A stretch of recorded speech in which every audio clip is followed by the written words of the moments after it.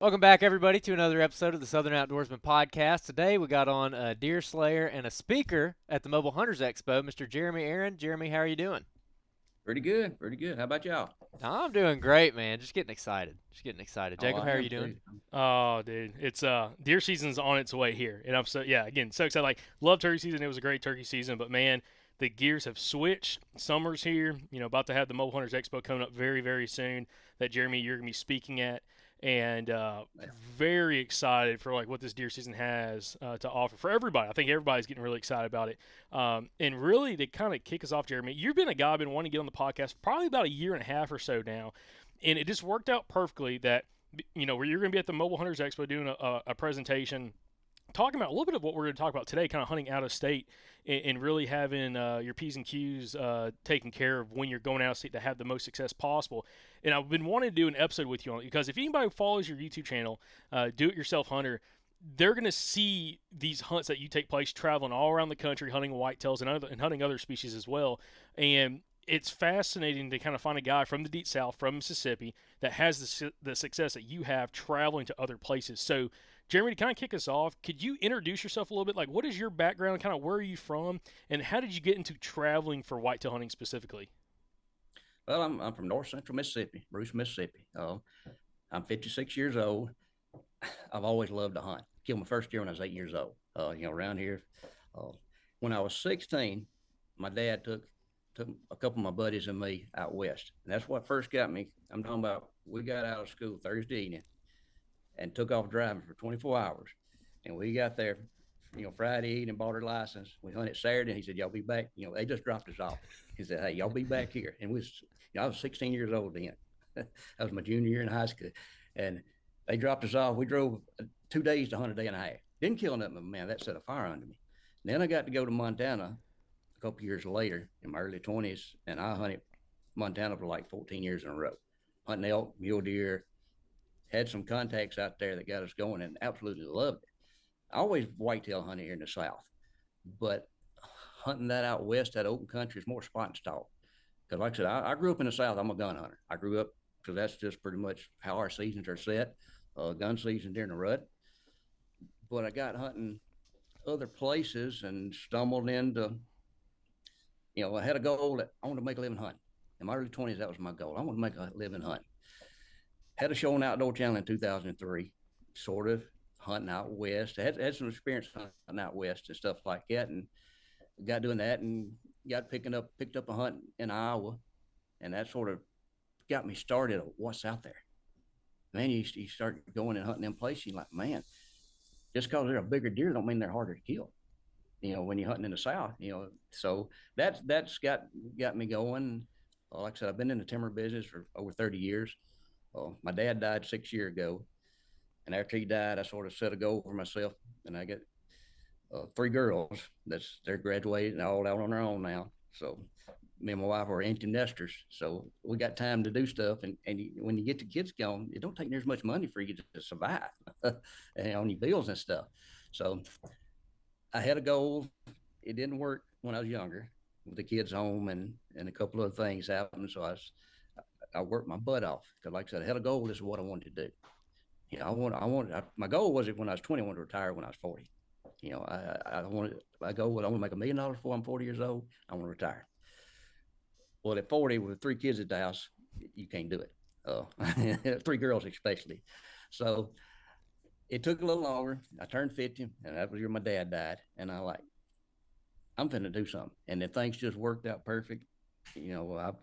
I've traded a little land over time and made a little money buying and selling land. And it just worked out like, hey, I can sell this one place here out. Everything's paid for. We've got a lot of cash flow coming in from other properties. And I'm like, I don't need that much money no more. So that's where I got the freedom. And I really encourage these younger guys, man, don't try keeping up with the Joneses and want all these boats everybody else got. All these, enjoy life, work hard, enjoy life, but look at the long side of it. Look, when you get 40, you get 50 years old, what do you want to do? Where do you want to be? What do you want to do? Because time, the older you get, you value time a lot more. Because I've said on a couple of podcasts before and on a couple of shows, I always looked at, man, when I turn 50, I'm probably finna start over the hill But when you get 50, you get thinking, man, how many folks live to be 100 years old? You done hit the top. And so that really, you think a lot different. I remember going to my banker one day when I turned 50 there, and I had a couple pretty big notes, and I was like, hey, I'm finna get these things, try working them down. I'm not interested by anything else. And he's like, you'd be surprised how folks, when they turn 50, they think different. It ain't about trying to accumulate stuff and wanting stuff. It's about enjoying life, because you don't know how much more of you got left. I've done a lot of hunting out west, done a lot of hunting in other states. I got a good woman at the house. I'm going to tell a lot of these young guys, y'all, help take care of mama. And it pays dividends in the long run, y'all. Because I know some guys that divorced and stuff like that. Like, she took me to a comedian one time, Rodney something. I don't even know what his name is, but he's like, man, you get a divorce, you buy that couch. I've gone and bought that same couch 2 or 3 times. So you spend a lot of money and a lot of other things that you don't have to do when you stay married. And she's got a teaching job, good insurance. A lot of that helps, y'all.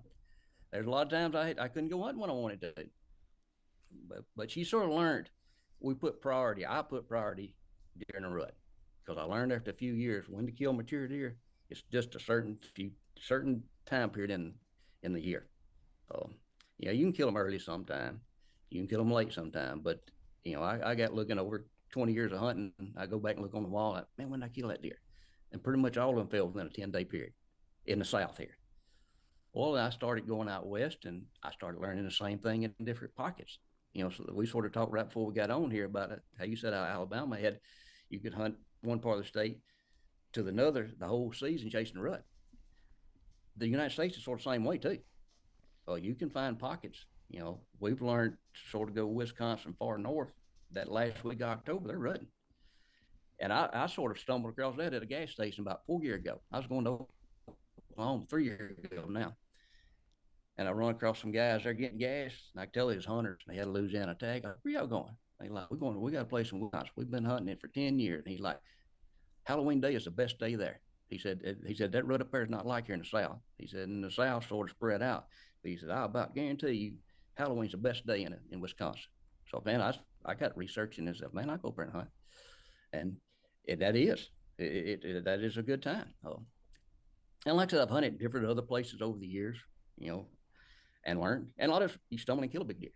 And in years you kill another, and in years you kill another, and you get looking back. Man, all them dates sort of fall in together.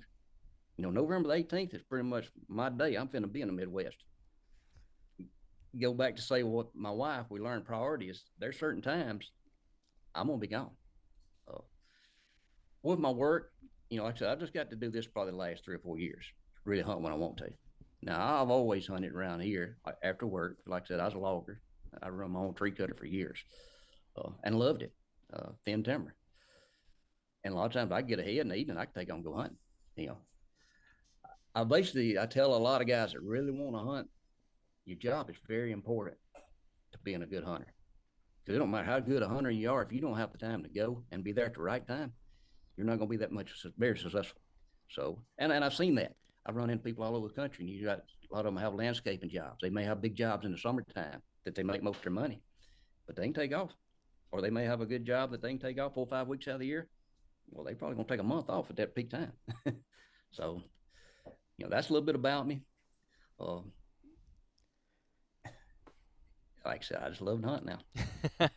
That's some good advice, man. And we've kind of started doing something similar where in at least our part of Alabama, it really doesn't start getting good until late November, maybe around Thanksgiving is when our first areas start cranking up. And then we kind of chase it throughout the year until February when season goes out.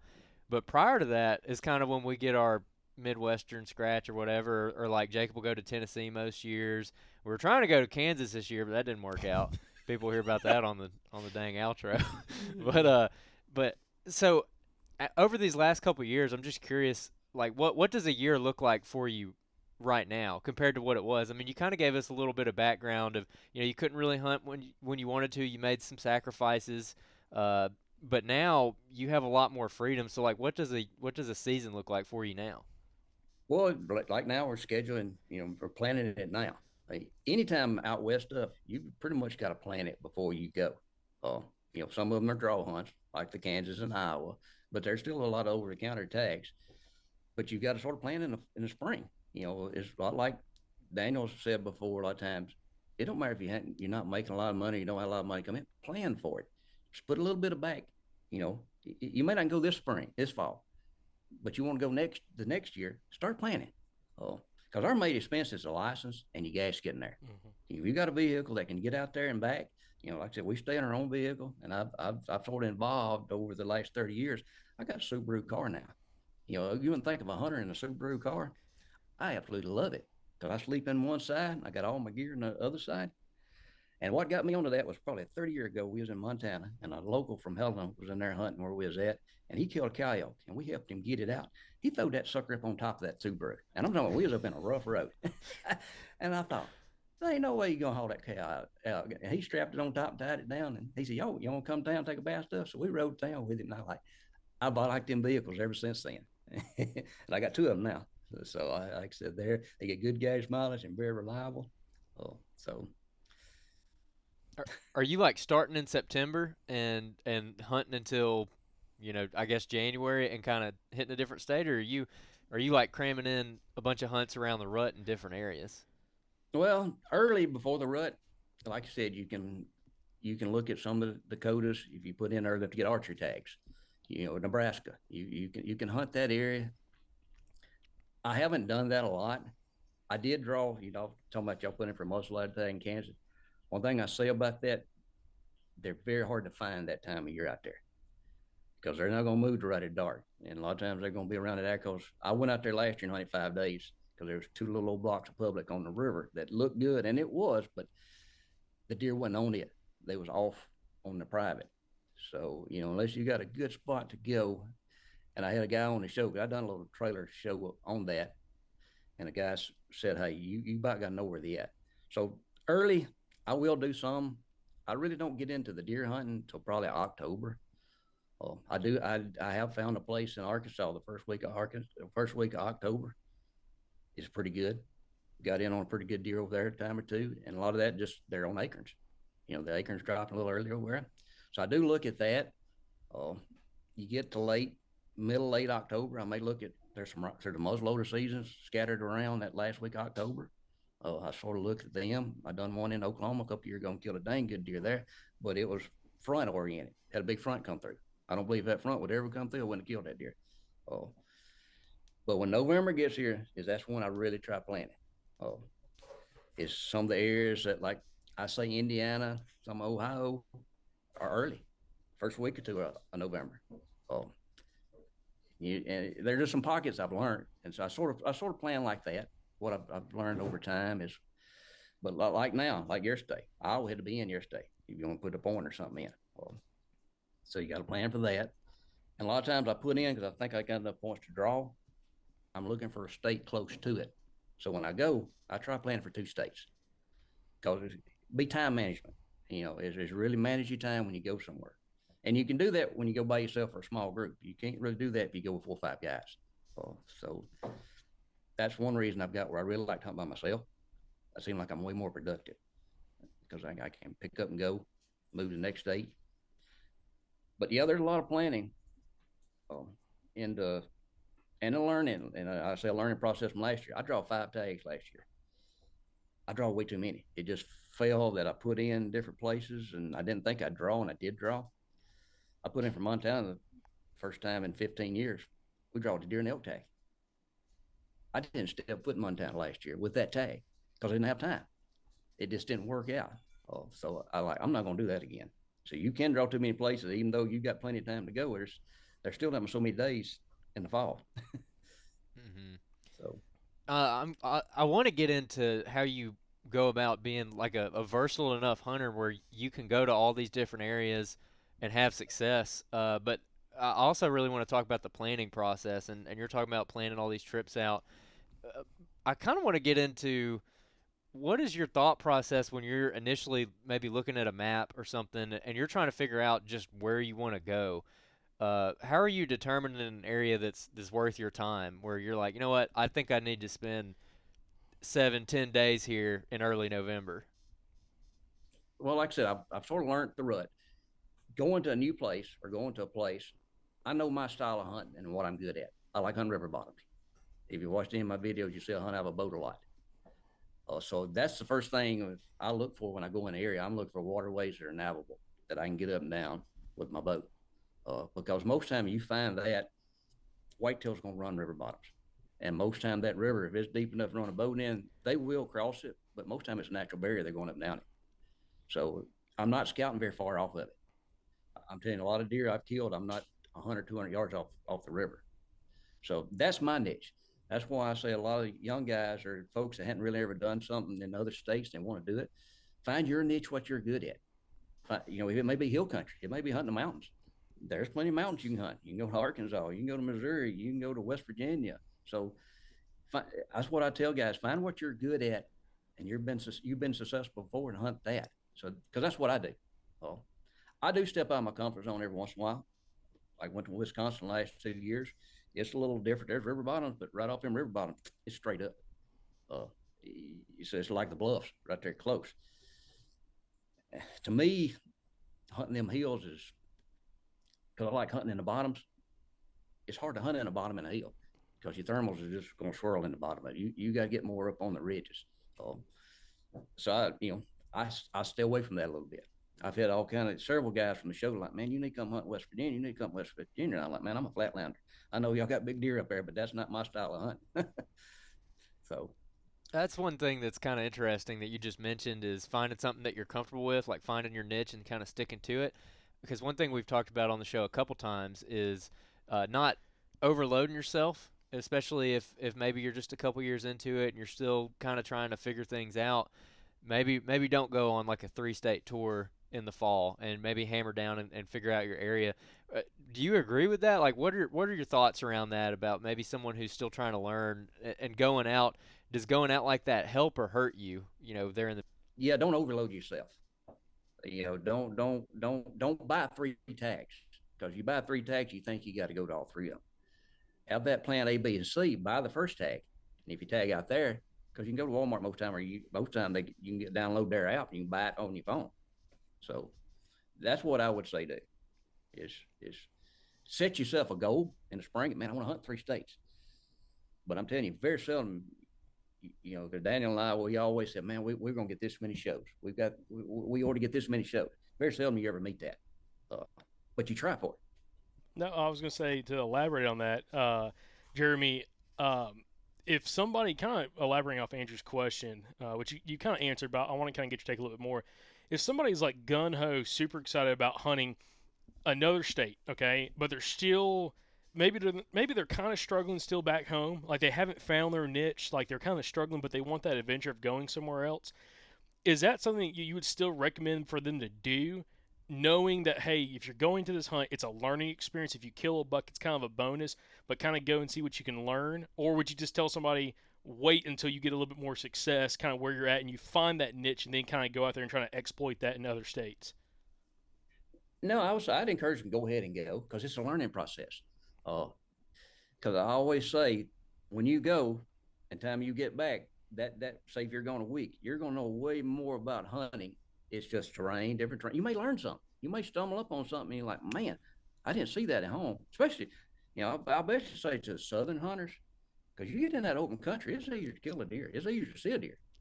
You may be in a thicket here in the south and you never see it and may get frustrated, especially a big buck. Like I said, I've seen a lot of big deer. I've never seen a poke young buck in Mississippi in a tree, as much as I've hunted. Because I don't bow hunt a lot in Mississippi, because there's not very many places you just bow hunting only. So I want to say, you may go to Kentucky and stumble up and run into.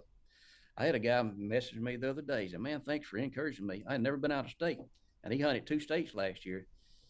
And he sent me some pictures. He said the first day I was there in Kentucky, he said, I missed 180-inch deer. He said, he shook me up. He said, I just, you know, so you never know. You may go to a spot and you're like, man, look what I done found. Because they're out there. You know, that's one reason I don't hunt the same place a lot, because you don't know what you're missing somewhere else. What are your standards, by the way, for when you're going out and you're traveling and looking for a deer? Does it change state to state, or like what is the kind of buck that you're normally looking for? Oh, there's no doubt Iowa's a lot higher standards than the other ones. It's just corn, because that tag is hard to draw and they're bigger deer there. I'm looking for a 3.5-year-old deer and older. Most time you can tell the difference in a 3.5-year-old deer. Now you get in some areas that's got an older age class in it, your standards are higher.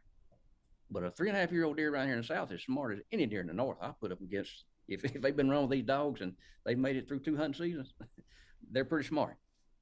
So that's most time when I see one, your mind's gonna say that's a shooter, or you may think, is he big enough or not? So I know that's what experience. As much as I've hunted and a lot of deer I've seen, I go by that. If he gets me excited when he comes in, I like he's a shooter. That's more the way I judge it. It's a excitement level. Or I'll say one of the bigger ones I killed in Mississippi 15 years ago. When I first seen him, he was just narrow. He wasn't like 13 inches wide, but he was a tall, heavy 10-point. I seen him come walking up a slough straight to me about 80 yards. And I first seen him like, man, that deer, he's not big enough to shoot, because I was way in a spot that was hard to get him out. And that was first, that's another thing. How far are you in there? How much work it is to get him out. So, but after we got boning these deer out packed and got these good packs, I packed them out over a mile, and it's just some work. But a lot easier to get one out, bone him out. Yeah, absolutely. That's what we've been doing. Now, Jeremy, I'm really curious about your experience in river bottoms and that being the thing that you kind of try to stick to, especially going from state to state, and you're kind of targeting that really like across the country.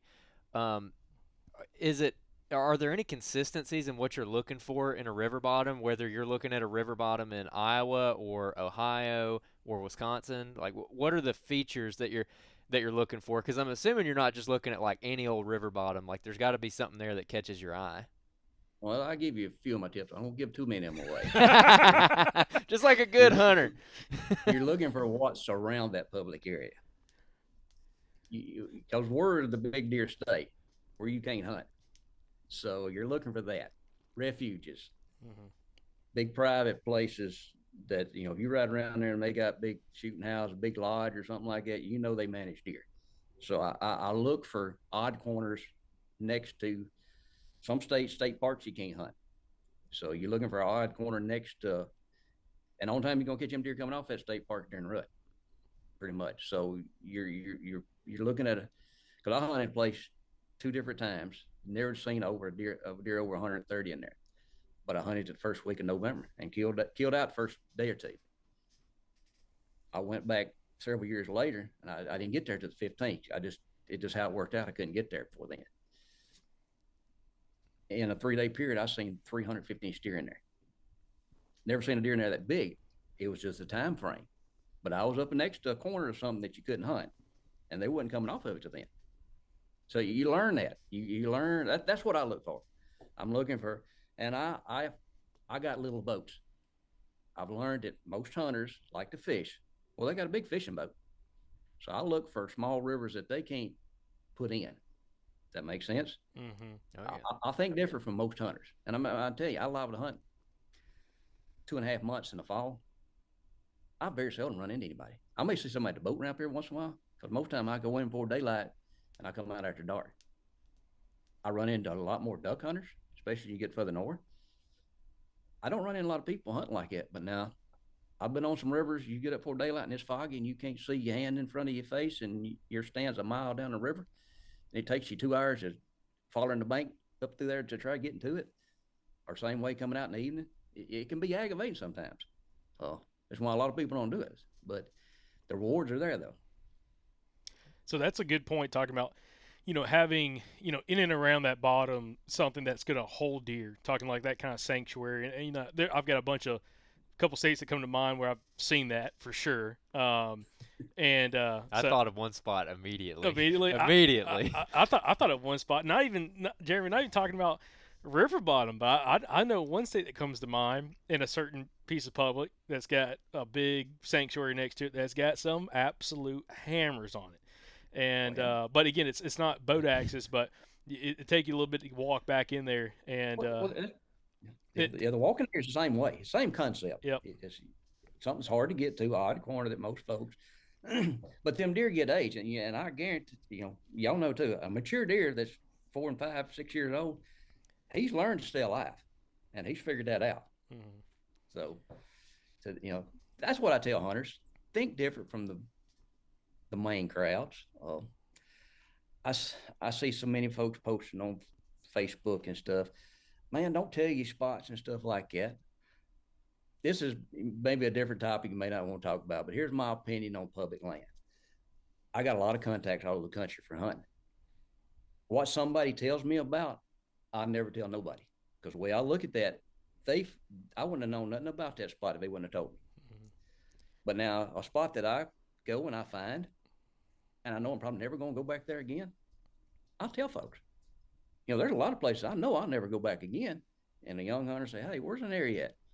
I'll sort of say, hey, you might want to check this area here, this drainage here. It was good several years ago. Because I look at it, hey, that's my right. I found it. It's not your public land to not tell nobody about. But as a hunter, you got to watch what you give up if you want to go back and hunt it again, because you can tell too many people, and then they tell their buddy, and they tell their buddy, and it's not a good spot anymore. Yeah. So, that's my take on public land. We all have the same right to it. Oh yeah, for sure. And it's like, we all kind of use it to our advantage. It's like,